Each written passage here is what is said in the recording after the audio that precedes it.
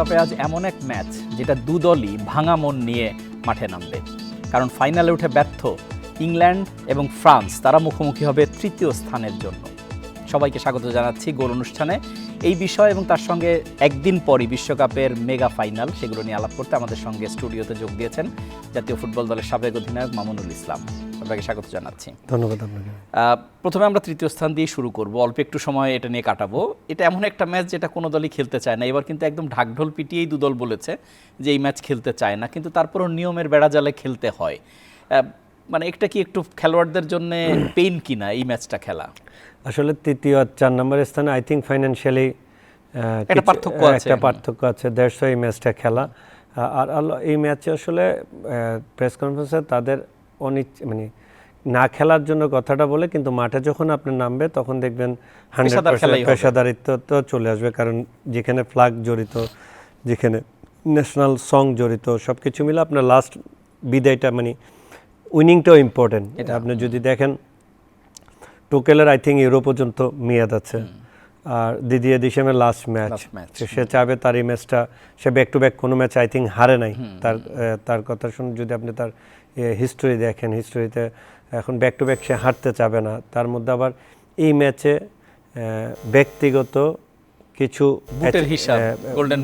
Golden বুটের হিসাব achievement এই ম্যাচে জড়িত, আপনার ইন্ডিভিজুয়াল সাকসেসফুলের জায়গা, সব কিছু মিলে কাদের কাছে আসলে ইম্পর্টেন্সই না থাকলেও অ্যাজ এ প্লেয়ার বলেন, আদার্স রেজাল্ট বলেন, ফ্ল্যাগ বলেন, যেটাই বলেন, এটার আসলে গুরুত্ব একটা থেকে যায় শেষ পর্যন্ত। একটা হলো আপনি ম্যাচ উইন করে আপনার ওয়ার্ল্ড কাপ ফিনিশ করা, আর সেকেন্ড হচ্ছে আই থিঙ্ক নেক্সট, আমি জানি না ফ্রান্সের নেক্সট কোচ যতটুকু শুনলাম জিনেদিন জিদান, এটা যদি শিওর হয়ে থাকে তাহলে দিদিয়া দেশম নিশ্চয়ই ম্যাচটা হারতে চাবে না, মানে ফিনিশটা করবেন উইনিং দিয়ে। আর ইংল্যান্ডের কোচের আসলে ইংল্যান্ড তো যেতে হবে, আপনি আমার থেকে ভালো ইংল্যান্ড মিডিয়াকে ভালোভাবে চিনেন, তারা যদি আবার এটা তো হারে, এটা আরো বেশি তাদের জন্য প্রেশার হয়ে দাঁড়াবে। সেমিফাইনালে ওঠার সমস্ত প্রশংসা এখানে শেষ হয়ে যাবে, যে ইংল্যান্ড নিয়ে কোনো কথা ওঠে নাই। তাই মনে করি এই ম্যাচ অনেকের কাছে আসলে থার্ড ম্যাচ বিরক্তকর ম্যাচ, বাট আমি মনে করি যে এই ম্যাচের আসলে গুরুত্ব অনেক সাইড দিয়ে আছে, আপনি যদি চিন্তা করে দেখেন। এক্স্যাক্টলি, যেহেতু গুরুত্ব আছে, বা তৃতীয় চতুর্থ তো একটা পজিশন, যে পজিশনের জন্য সবাই লড়াই করে, ফেভারিট কে তাহলে? ফ্রান্স।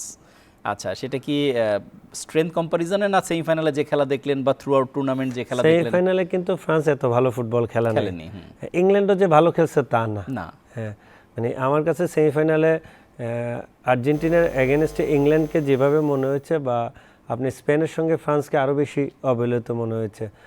সব কিছু বিচার আচার দিক দিয়ে যদি চিন্তা করি, ফ্রান্সকে এগিয়ে রাখবো পুরো ওয়ার্ল্ড কাপ দেখে। আচ্ছা, মানে টোটাল সবগুলো ম্যাচ বিচারে একটা ম্যাচ খারাপ হইতে পারে, আপনার একটা ম্যাচ খারাপ হতেই পারে। আপনি দিদিয়া দেশমের কথা বলছিলেন যে আসলে যে কারণে সেমিফাইনালটা ল্যাক করলো, বা তার টিমে আজকে ছোটোখাটো কিছু চেঞ্জ আছে, যেমন দেমবেলেকে আমরা 11-এ দেখছি না, সব জায়গায় মিলিয়ে দেখছি, তার একটু ইনজুরি সমস্যাও আছে। তবে এমবাপ্পে নিশ্চয়ই চাইবেন যে গোল্ডেন বুটটা নিজের করার জন্য, এবং এই ম্যাচটা যেহেতু ফাইনালের তুলনায় একটু প্রেশারলেস ম্যাচ, ফাইনালে কিন্তু বেশি গোল হওয়ার চান্স খুবই কম থাকে। গতবার একটা মানে অন্যরকম ম্যাচ হয়ে গেছে, সেই তুলনায় তৃতীয় স্থানে ম্যাচ কিন্তু গোল বেশি হওয়ার কথা, বেশি হওয়ার সম্ভাবনা। কারণ আসলে হয় কি, Mighty Green Apple Game Changer Ginger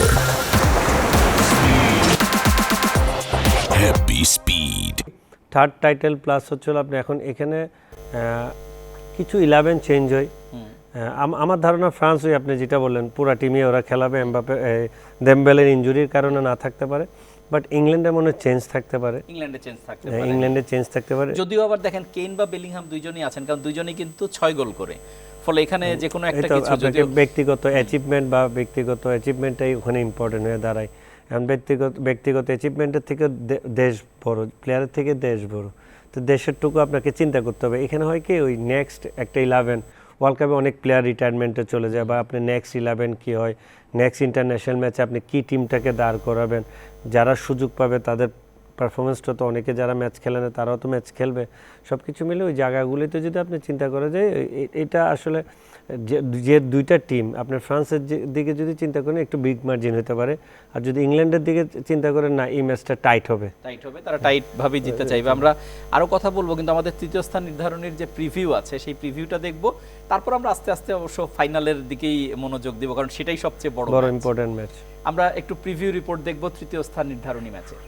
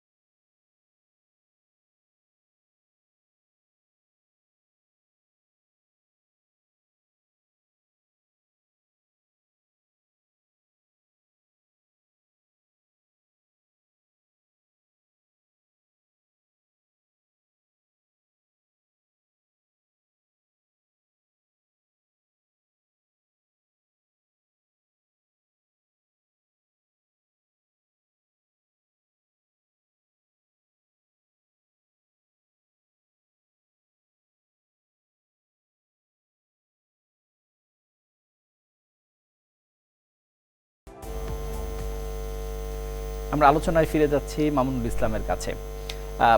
এমনি ফাইনালের প্রসঙ্গে যাওয়ার আগে একটু এই বিশ্বকাপের পরে ক্লাব ফুটবলের চেষ্টা করার দায়িত্ব আমাদের, এটাই না। তার আগে নীতির বিরুদ্ধে আমাদের উঠে নিজেই উঠতে পারে না, আবার অন্যের বিরুদ্ধে উঠে দাঁড়াবে। এই চল, আমাদের উঠে দাঁড়াতে হবে। স্পিড সকল অন্যায়ের বিরুদ্ধে রুখে দাঁড়ানোর এনার্জি পার্টনার। বড় বড় সব কোচদের নাম কিন্তু জাতীয় দলের হয়ে শোনা যাচ্ছে, যেটা জিদান অলরেডি ব্যাক করবেন। ইউর্গেন ক্লপের নামও ছড়িয়েছে, তিনি জার্মানির দায়িত্ব নিচ্ছেন। তার বাইরে হচ্ছে পেপ গার্দিওলা ইতালির দায়িত্ব নিতে পারেন, এরকম একটা কথা ছড়িয়েছে। আর আনচেলত্তি তো ব্রাজিলের দায়িত্বে আছেনই। ফলে ক্লাব ফুটবলে যে নামী কোচগুলো তারা হঠাৎ করে জাতীয় দলমুখী হওয়া, এরকম একটা টেন্ডেন্সি দেখা যাচ্ছে। বিকজ অফ আসলে মানে ক্লাবগুলির দায়িত্বে যখন হয়, ক্লাবে কিন্তু প্রচুর খেলা হয়, আপনার 10 মাস ফুল প্যাক থাকে, তো 10 মাসে অনেক সময় ক্লাবে আপনাকে স্ট্রং টাইমটা দিয়ে দিতে হয়।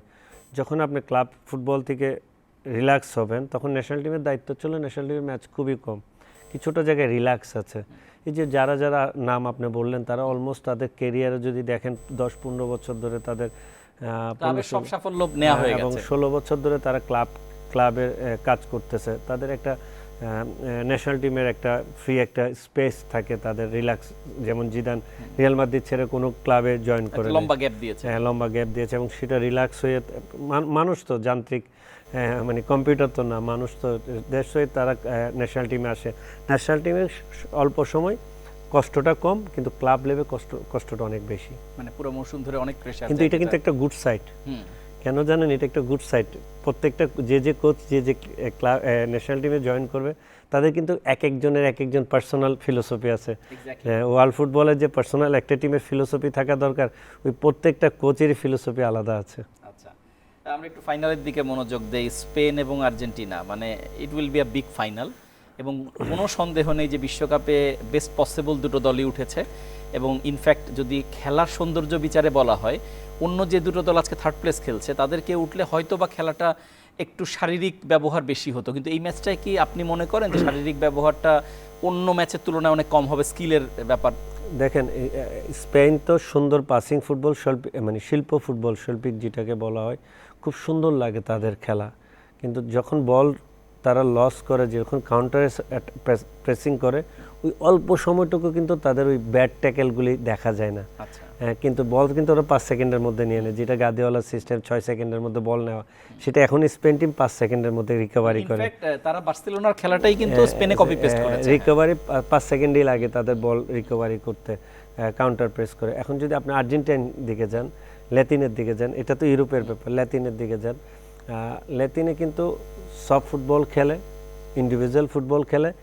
এই আর্জেন্টিনা কিন্তু কিছুটা ইংলিশ লিগের বা ইংলিশ টাইপের ধরনের কিছু স্টাইলে খেলে। আপনি যদি দেখেন ইংল্যান্ড আর্জেন্টিনার ম্যাচটা দেখেন, মাঠের যে জায়গাগুলি কন্ট্রোল নেওয়াটা, কি কন্ট্রোল নেওয়া, মিডফিল্ড কন্ট্রোল নেওয়া বা কোনো একটা জায়গায়, প্রথম হাফে কিন্তু ফুল ফাইট 50-50-তে আপনি কার্ড হয়েছে অনেকগুলি। বেশিরভাগ আর্জেন্টিনা তো 2 স্টপ আর 2 কার্ড নিয়ে ফার্স্ট হাফ শেষ করেছে। আসলে যেটার সুযোগ ইংল্যান্ড কোচ নিতে পারে নাই। তখন যদি সেকেন্ড হাফে প্রেশারটা দিত, যে কোনো একজন রেড কার্ড হওয়ার সম্ভাবনা বেশি থেকে যেত, কিন্তু ওই প্রেশারটা নিতে পারে না। আমি মনে করি যে এই ম্যাচটা কিছু তো শারীরিক থাকবে, ওই শারীরিকটার মধ্যেও সৌন্দর্য থাকবে। এক্স্যাক্টলি, মানে যেটা আমরা সেমিফাইনালগুলোতে যেটা দেখেছি, বিশেষ করে ইংল্যান্ড আর্জেন্টিনা, সেটা হওয়ার আসলে কথা এটা মূল লড়াই তো মিডফিল্ডেই হবে, কারণ দু দলের মিডফিল্ডে আপনি যদি মানে লাইন আপ দেখেন, একদিকে রদ্রি, ওলমো, রুইজ, আরেকদিকে ম্যাকেলিস্টার, এনজো, ডিপল। ফলে এই জায়গাটার মানে আপনার কাছে মনে হয় মানে কেউ কি একটু এগিয়ে আছে? মানে যদি আপনি প্লেয়ার ভেরিয়েশন করেন part to part, Rodri one of the best midfielder. Olmo last 2টা ম্যাচ সুপার ফুটবল খেলছে, কোয়ার্টার ফাইনাল, সেমিফাইনাল, দুর্দান্ত ফুটবল খেলেছে। চোখে যদি আপনি না দেখেন, last touch, last goal, same এদিকেও তার পাশে গোল, মানে অলমোস্ট সুপার ফুটবল খেলেছে।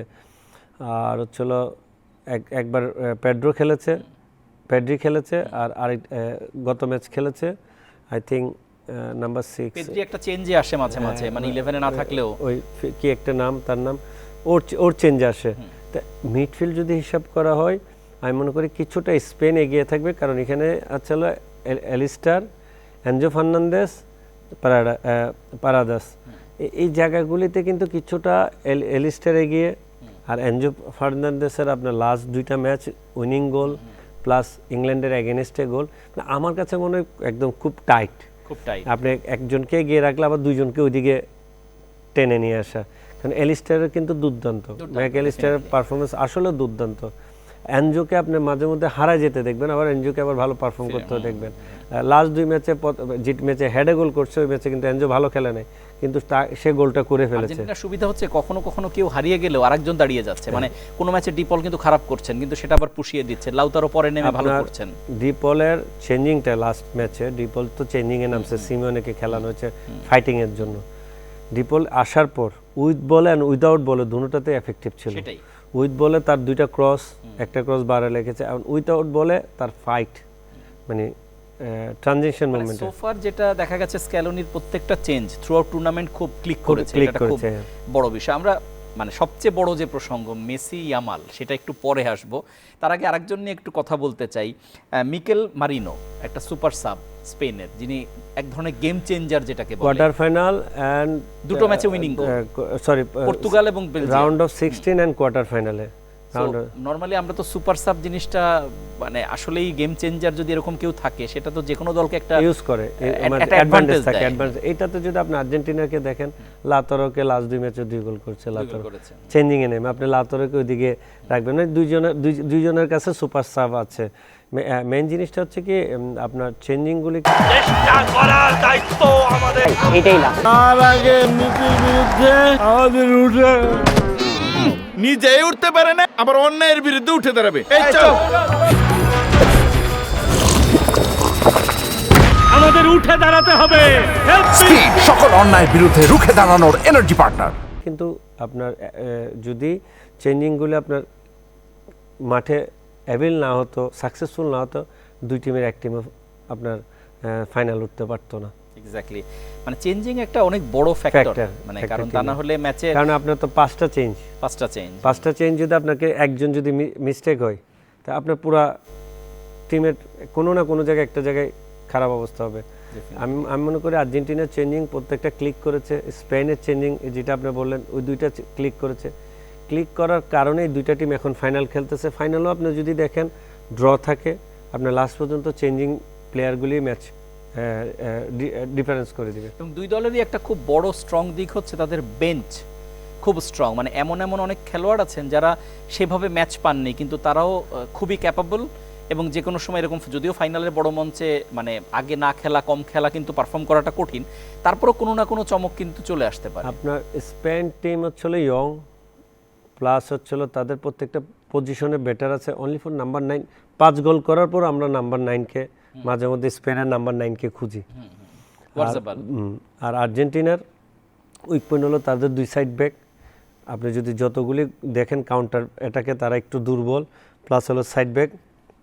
আর যদি স্ট্রং সাইড দেখেন তাদের মেন্টালিটি, ডেডিকেশন টিমের প্রতি, আই থিঙ্ক টিমওয়ার্ক, কনফিডেন্স আর হলো সাপোর্ট, এই কিছু জিনিস তাদের মধ্যে আছে বলে তারা আজকে প্রত্যেকটা ম্যাচে কামব্যাক করে ফাইনাল খেলছে। এক্স্যাক্টলি, মেসিকে ম্যান মার্কিং না করার কথা বলেছেন ডি ফুয়েন্তে, কারণ তার পাস্ট এক্সপিরিয়েন্স, সে যখন এজ লেভেলে ছিল তখন এরকম একটা এক্সপিরিয়েন্স সে শেয়ার করেছে যে মেসিকে মার্ক করা আন্ডার 15 লেভেলে, যে সে যখন স্পেনের কোচ ছিল তখন মার্ক করার কারণে 75 মিনিট মার্ক করেছে এবং তাতে 2টো কার্ড হয়ে গেছে। পরে যখন মার্কিং ছেড়ে দেওয়া হয়েছে তখন গোল হয়েছে, ফলে মেসিকে তিনি ম্যান মার্কিং করার বিশ্বাসী না। এখনকার ফুটবলে ম্যান মার্কিং কেউ করে না, এখনকার ফুটবলে জুন মার্কিং করে।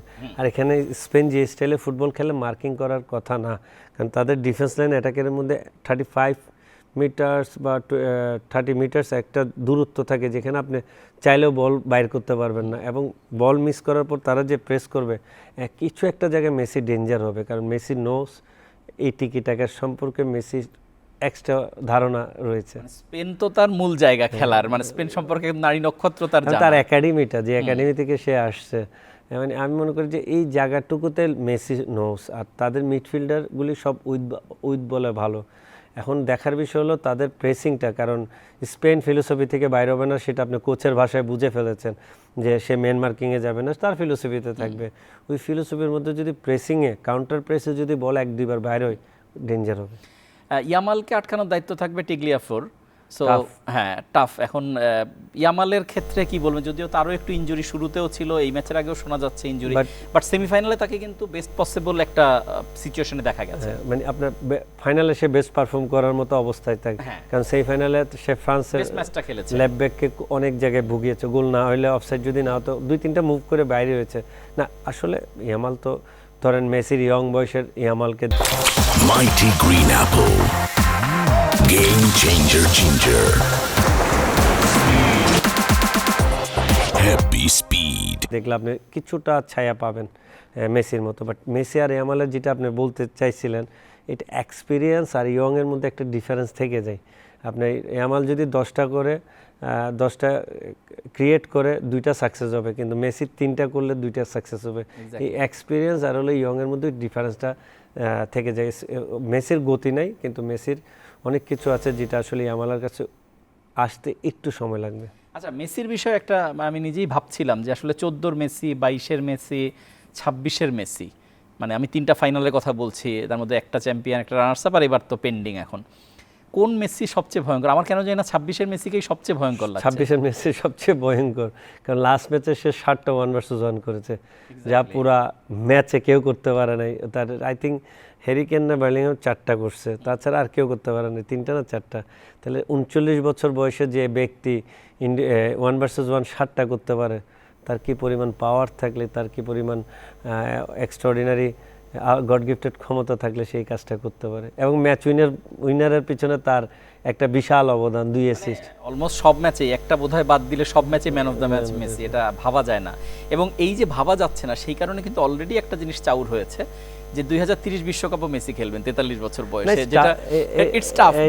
মানে ইন্টারন্যাশনাল ম্যাচে আপনার যত সময় যাবে আসলে টাফ। আপনি রোনাল্ডোকে যদি কাছ থেকে দেখেন, আমরা যে রোনাল্ডোকে দেখেছি, গতির রোনাল্ডো, বাট একটা জিনিস কি আপনার মনে হয় যে রোনালদো আর মেসি মানে প্লেইং প্যাটার্নের যে ডিফারেন্স, সেই কারণে একজন ব্যর্থ হয়েছেন, একজন সফল হয়েছেন?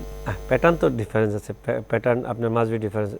লিওনেল মেসি সব ধরনের ফুটবল খেলতে পারে, আপনি তাকে অ্যাটাকিংয়ে দিতে পারেন, উইংয়ে দিতে পারেন, স্ট্রাইকে, তাকে আপনি যে জায়গা থেকে ইউজ করতে পারেন।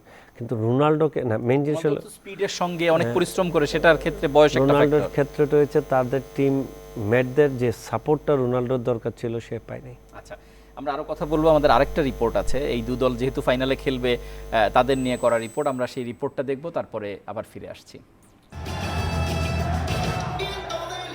নকআউট পর্বের সব ম্যাচেই অবিশ্বাস্য কামব্যাকের গল্প।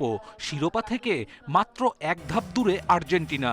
রেকর্ড বুকে নাম লেখাতে স্পেন বাধা টপকানোর অগ্নি পরীক্ষা স্কালোনি শিষ্যদের। নিউ জার্সিতে পৌঁছে সংক্ষিপ্ত প্রস্তুতি আর্জেন্টিনার। স্পেন বধের ছক কষতে পূর্ণ অনুশীলনে গুরুত্ব দিতে চান স্কালোনি। দলীয় সাফল্যের মূলমন্ত্র দেশের মানুষের অকুণ্ঠ সমর্থন, বলছেন তিনি। স্পেন শক্তিশালী হলেও তাদের হারানোর রসদ আছে আকাশী নীলদের, মত মার্তিনেজের। La presión siempre la asimilamos como algo. আমরা দল হিসেবে জিততে পছন্দ করি, আবার এটাও বিশ্বাস করি ফুটবল দলীয় খেলা, যেখানে আপনি সবসময় জিতবেন না। ছোট থেকে আমি যা শিখে এসেছি তা হলো আপনি জেতার চেয়ে হারবেন বেশি, এবং এটাই আমাকে ব্যক্তি ও খেলোয়াড় হিসেবে গড়ে তুলতে সাহায্য করেছে। Creo que el chiquito como ha llegado él Argentina দল দেশের মানুষের জন্য খেলে। সমর্থকদের জয় উদযাপনের অনুভূতি আমাদের কাছে এসেও পৌঁছায়। মানুষ আর্জেন্টিনার জার্সি পরে টেলিভিশনে খেলা দেখে, একে অপরকে জড়িয়ে ধরে। এর চেয়ে বড় প্রাপ্তি আর কি হতে পারে? আর্জেন্টিনার মতো ক্ষিপ্র যোদ্ধাদের নিয়ে মহারণের প্রস্তুতি নিচ্ছে স্পেন। নিজেদের গেম প্ল্যান নিখুঁত কৌশলে প্রতিপক্ষকে চুপ করিয়ে দিতে চায় স্প্যানিশরা। দুর্বার মেসিকে আটকাতে পরিকল্পনা থাকলেও ম্যান মার্কিং এর পক্ষে নন অভিজ্ঞ Fuente. Estoy bastante nervioso porque volvemos en helicóptero. আমরা ম্যানমার্ক কৌশলে যেতে চাই না, তবে মেসির প্রতি বিশেষ মনোযোগ অবশ্যই থাকবে। অত্যন্ত শক্তিশালী প্রতিপক্ষের বিরুদ্ধে লড়তে হবে। আমরা নিজস্ব অস্ত্র কাজে লাগিয়ে তাদের কোণঠাসা করব। সেমিতে ফ্রান্সের মতো শক্তিশালী দলের বিপক্ষে ক্লিন শিট। আসর জুড়ে মাত্র একটি গোল হজম করে রক্ষণভাগের প্রমাণ দিয়েছে স্প্যানিশরা। ফাইনালে ফিট ইয়ামালকে পাওয়া যাচ্ছে, মন্তব্য ফুয়েন্তের। কপিল পাল, ইন্ডিপেন্ডেন্ট নিউজ। মামুনুল ইসলাম, আপনাকে অসংখ্য ধন্যবাদ জানাচ্ছি, কারণ আমাদের সময় শেষ হয়ে গেছে। আরেকদিন আবার আপনার সঙ্গে কথা হবে। ধন্যবাদ আপনাকে। দর্শক, এই ছিল গোলের আজকের আয়োজন। আগামীকাল বিগ ফাইনাল, সেটা দেখার আমন্ত্রণ এবং গোলের সঙ্গে থাকবেন। ধন্যবাদ সবাইকে।